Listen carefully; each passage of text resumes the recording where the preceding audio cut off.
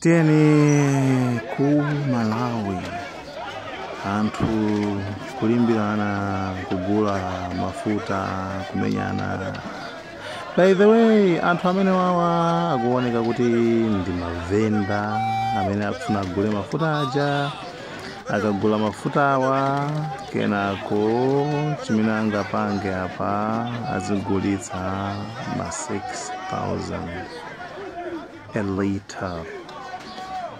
Ya kenako tili pa line tikudikirira mafuta, kenako tinangona chigalimoto cha DPP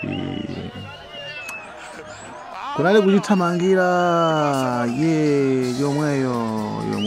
yomweyo kuti nanga titani mavuto sakutileke yomweyo chigalimoto tachipeza.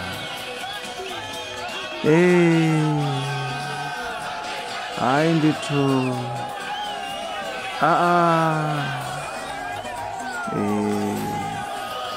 nanga nkurani yomweyo uku kunali kuthamanga kujowa anthu adakumana ndi chigalimoto cha DPP chifukwa choti kenako amadikirira mafuta. Etu ndi nkhani yake nachonso chigalimotocho pali kumene chinapita. Choncho ndithu iyayi kenako iyayi chiperekezeni ndithu chiperekezeni ndithu kuvina. Ayi ndithu anthu kumbukira kuti adadi uwe maziwa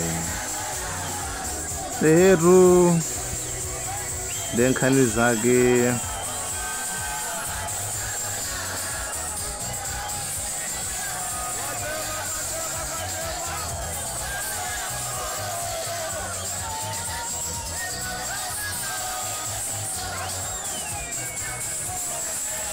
Bwino tilipo mpaja tinaona munthu akuti anaona munthu awo atava cha MCP basi tikumuza se kuvala zimene zichifukwa chani. Anyway zochitika munyengo yakusowa mafuta koma zonsezi Organiza banyu mvaji menejo iwe. Omani omweyo. Umasaule mwase. Kabwera nalo koma lakolo. Kangawa imele ase. Lera iwe. Kangawa. Anu akupa imu. Kangawa imele.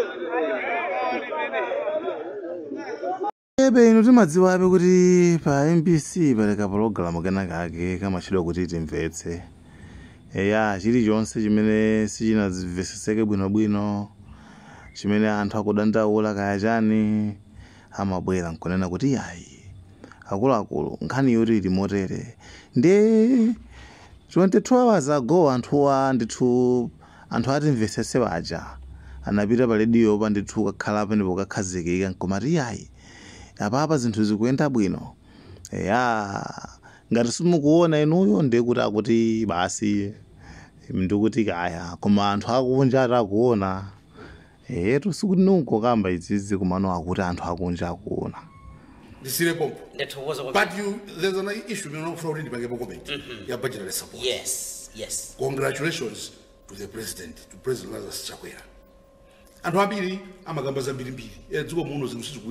Yes, things must improve. We all must always work hard to improve. And I think he's putting in place a solid foundation. Mega farms, it's a solid foundation.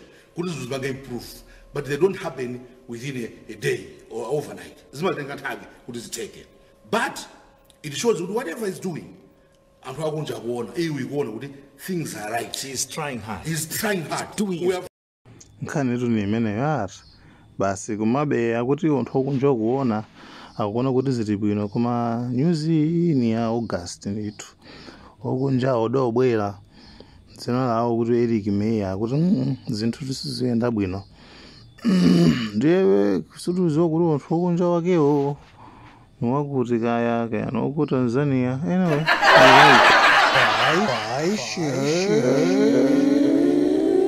subscribe.